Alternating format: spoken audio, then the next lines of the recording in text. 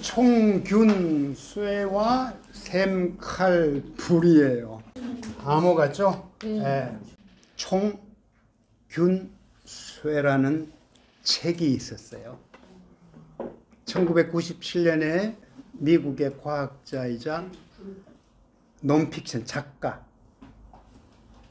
제레드 다이아몬드라는 분이 낸 책이야. 우리나라에는 2005년에 번역이 되었어요. 총균쇠라는 이름으로 베스트셀러였어요. 총은 뭐냐? 총이지. 그죠? 균은 뭐냐? 병균이에요. 그죠? 쇠는 뭐예요? 쇠, 금속이란 말이에요. 문명의 발달을 좌우하는 필수 요소가 이 작가는 총균쇠로 봤어.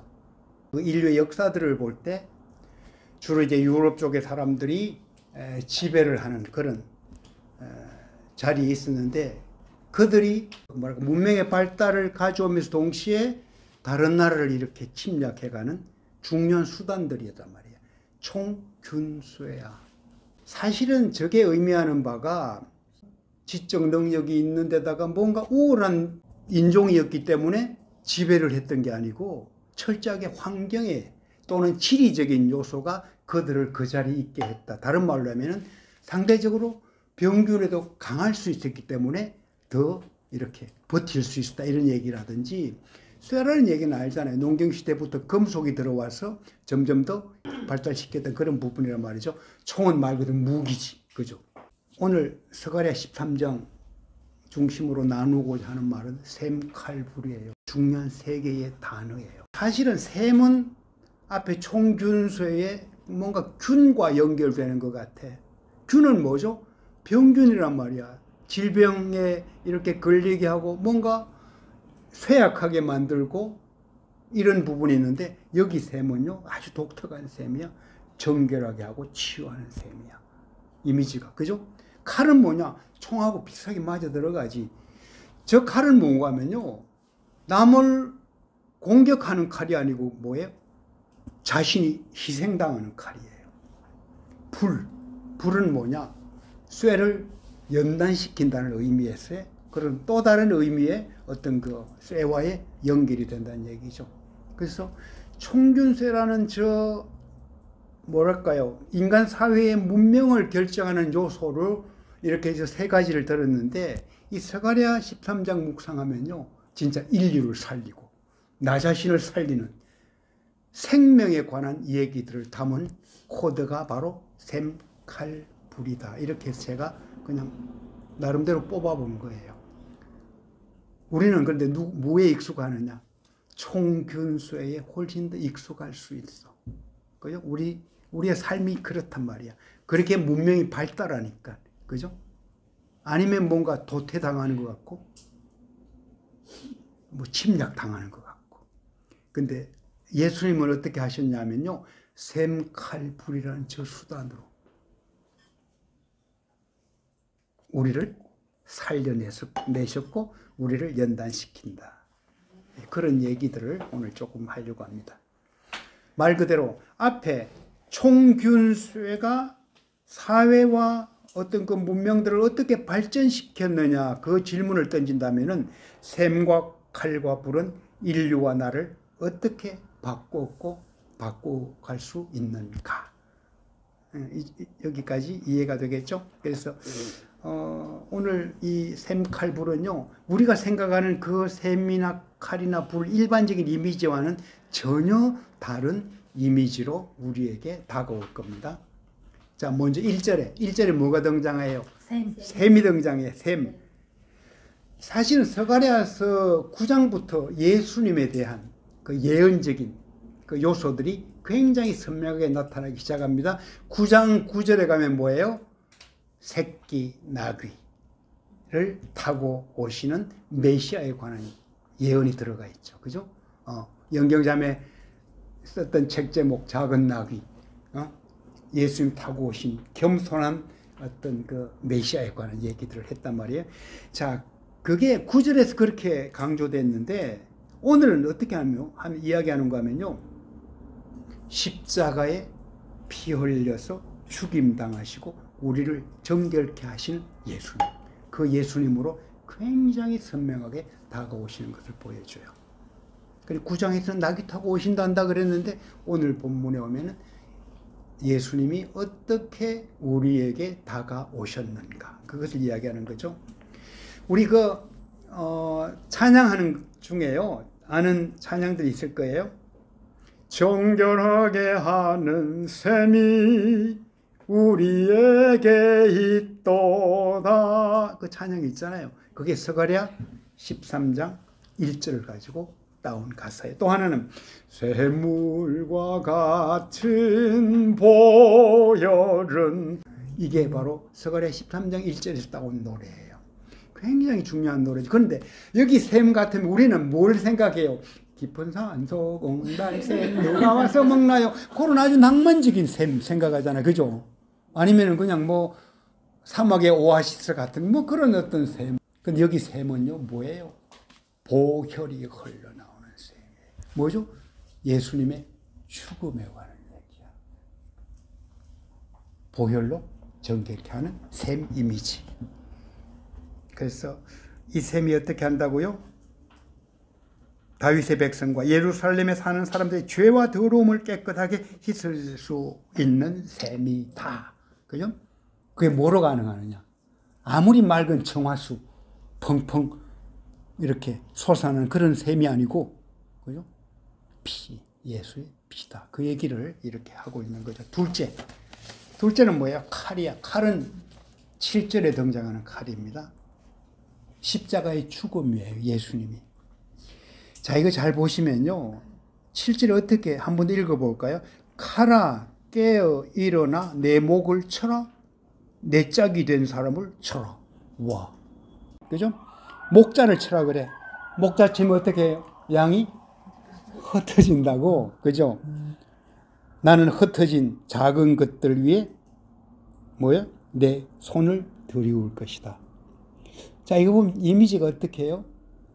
나를 죽여라. 당신 자신이 죽는다. 아들이 죽는 거는 제가 지난번에 얘기했죠. 자기 자신이 죽는 거라고 얘기했어요. 아버지 입장에서. 그죠? 그러면 어떻게 한다고요? 양들 다 흩어진대. 이거 보면 어떤 장면 생각나? 예수님 십자가에 못 박혔을 때 12 제자들 그렇게 따라다니던 제자들 어떻게 해요? 다 흩어져 도망가잖아요. 그죠? 그렇게 됐는데. 그리고 나중에 어떻게 한다고요? 흩어지고 나서 흩어진 작은 것들 위에 뭐예요? 내 손을 들이우리라. 그냥 팽개치지 않고 뭐예요? 부활하셔서 찾아가시고 다시 일으켜 세워진다는 뭔가 어떤 하나님의 어떤 그 계획이 이렇게 나타나 있는 거죠. 내 손을 들이울 것이다. 그러니까 하나님의 손이 들이우진 결과가 뭐예요? 예수님을 죽인 그 칼이 더 이상 나를 해치 못해. 당신 자신이 죽었어. 예수님을 죽인 그 칼이 우리를 죽이지 못해. 그게 암시되어 있는 거예요. 남은 작은 것들 위에 내 손이 드리워질 것이다. 그 약속이죠. 네. 어떤 이미지가 그려질 거란 말이에요. 그래서 터져나온 얘기가 뭐예요? 로마서 8장 35절 바울의 고백이에요. 누가 우리를 그리스도의 사랑에서 끊으려 환난이나 공고나 박해나 기근, 이건 배고픔이에요. 적신, 헐벗음이에요. 위험이나 칼이랴. 더 이상 그리스도 사랑에서 끊을 자가 없다. 하나님이 우리에게 드리운 그 손이 어떤 결과로 우리에게 다가오느냐. 아무도 그 사랑에서 끊을 자가 없다. 이 얘기예요. 자, 그런데 이게 재밌는 게요. 예수님 당신이 이렇게 칼에 당했어. 죽임을 당했단 말이야. 그러면서 동시에 우리를 향해 하는 얘기가 있어요. 너 칼 들지 말라고. 베드로에게, 그죠? 실제로 잡히시던 밤에 말고 제사장의 종의 귀를 베드로가 잘라버리잖아. 오른쪽 귀죠. 그죠? 나중에 다른 어떤 성경에서 보면 붙여줬다 그러고 한 얘기가 있어요. 뭐예요? 칼을 칼집에 꽂아라. 그죠? 칼을 칼집에 꽂아라. 그리스도 예수께서 당신 자신이 희생해 죽으심으로 살렸듯이 우리도 너 칼 들지 말고 살리라고. 그죠? 칼 들지 말고. 저도 뭐 칼 뽑기 좋아하는 사람 중에 한 사람이었던 것 같고 젊을 때 생각하면은 나 자신을 위해서 제가 참 그냥 옛날 썼던 일기도 있어. 워낙 날카로우니까. 지금도 아주 굉장히 날카로운 편이야. 그럼 많이 무뎌진 것 같은데 날카로운 자아의 칼을 뽑지 말라. 주님이 내게 준 음성이에요. 그 칼은 무슨 얘기하면 내 자아가 드러나는 칼이에요. 내가 드러나는 순간 그게 뭐죠? 다른 사람을 찌른다 이런 얘기예요. 예수님이 드러나야 다른 사람을 품는다 이런 얘기. 다른 사람들에게 뭐예요? 손을 들이거든요 이런 얘기예요. 칼을 뽑았더라도 너 성질 못해서 칼을 뽑았네? 다른 사람 해치지 말라고.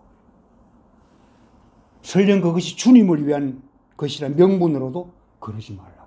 베드로가 그랬잖아요. 내가 주님을 위해서 잡혀가면 안 됩니다. 그건 잘랐던 거. 그러도록 하지 마라 이런 얘기. 왜? 당신 자신이 넉넉히 이겨내고 당신이 어떻게 승리하는지 보여주신다 이런 얘기죠. 얼른 칼집에 칼을 꽂아라. 그죠? 근데 이거는 굉장히 중요합니다. 우리는 온유라는 말을 어떻게 쓰는가 하면요. 칼이 칼집에 꽂혀 있는 상태가 사실 온유예요. 자, 우리 크리스찬들은 뭐예요? 우리는 넉넉히 이길 하늘과 땅의 모든 권세가 우리에게 주어졌어요. 그죠? 나는 아무런 칼이 없네. 나는 칼집만 있네. 그건 크리스찬이 아니에요. 그죠? 우리는 누구도 이기지 못하는 당당한 힘 가진 자들이란 말이야. 칼집을 분명히 가지고 있어야 되고 동시에 뭐예요? 칼을 가지고 있어야 돼. 그죠? 나는 그럴 바는 칼도 없지 뭐. 나 칼집만 들고 다니겠다? 군사도 아니지 그거는. 그죠? 칼집에 꽂으라고. 그러고 나면 뭐가 온다고요? 부활의 봄이 찾아온다. 죽었다가도 살아나고 다른 사람도 살리고. 그렇죠? 예수님을 닮아가는 그런 일들이 일어난다. 제가 젊었을 때 어떤 내 자신을 향해서 했던 얘기인데 뭐 사실은 성품이 잘 바뀌지는 않습니다만 그래도 다비다 하면서요. 많이 죽었어요. 셋째는 불이에요. 9절에. 9절 보면요. 어떻게 돼요? 9절 한번 볼까요? 3분의 1을 내가 불 속에 던져 넣어서 은을 재련하는 것처럼 그들을 단련할 것이다. 그죠? 하나님이 우리를 택해. 그리고 뭐죠? 불 속에 넣어 단련한다네. 그런 면에서요. 우리 다비다 식구들이 있잖아요. 나름대로 불 속에 들어가 있는 사람들이에요. 들어갔던 사람들이에요. 왜 그렇게 하신다고요? 단련한다는 얘기야. 금이 되고 은이 되게 한다는 얘기야. 그죠? 정금처럼 나오리라는 그 얘기들 우리는 잘 기억하고 절대 이걸 쉽게 생각하지 마세요. 고난이라는 얘기는요. 사실은 그래요. 나는 지금 고난 받겠습니다 해서 주어지는 환경이 아니에요. 그죠? 하나님이 주신 특별한 고난. 누가 그걸 선택하겠어요? 그 고난? 그냥 내가 그 자리에 주어졌네? 그러면 그것을 해석하게 하는 힘이지. 그리고 하나님이 왜 그 길을 가게 하셨는가 나중에 알게 하지. 자신의 삶을 해석하게 하지. 거기서 우리는 하나님을 더 분명하게 만난다는 얘기예요. 그래서 욥기 23장 10절 늘 우리가 나누잖아요. 그가 나를 단련하신 후에는 내가 점검같이 나오리라. 이 단계가 있고 나서요. 마지막에 뭐예요? 나는 눈으로 주를 봅니다. 까지 가는 거예요. 그죠? 주님을 만납니다. 귀로만 듣는 하나님이 아니고 눈으로 봅니다. 그럼 하나님의 목표가 뭐예요? 그 자리까지 가는 거지. 나는 너를 얼마나 사랑하는지 아느냐. 그러면 어떤 일이 벌어져요? 불로 쓴 이름이 등장해. 와, 이거는 불로 쓴 이름이야. 뭐예요? 그들이 내 이름을 부르면 내가 그들에게 대답할 것이다. 그지? 하나님 그러는데 그냥 들은 척만 척하는 하나님이 아니라 이런 얘기예요. 대답한대요. 나는 그들에게 뭐예요? 너는 내 백성들이다. 너는 내 백성이다. 그러면 뭐예요? 여호와는 우리 하나님입니다. 정리를 할게요. 샘칼불, 우리가 오늘 샘칼불 셋에 나눴어. 이것은 지난 시간에 우리 영성에 관한 얘기를 좀 이야기했잖아요. 성전이 지어져 가는 의미도 얘기했잖아요. 다른 말로 하면요, 샘칼불은 관계로 우리에게 주어지는 것들이에요. 우리를 정결케 하고 뭐죠? 우리를 위해서 대신 죽으셨고 우리를 연단하고. 왜 그렇게 한다고요? 우리를 사랑하기 때문에 그렇게 한다고. 언약 관계로 주어지는 것들이라는 얘기죠. 샘칼불. 이것은 뭐예요? 총균쇠를 뛰어넘는 영생의 비밀에 관한 얘기예요. 총균쇠는요, 인간 사회의 문명은 발달하게 할지는 몰라도요, 영생을 보장하지는 못해요.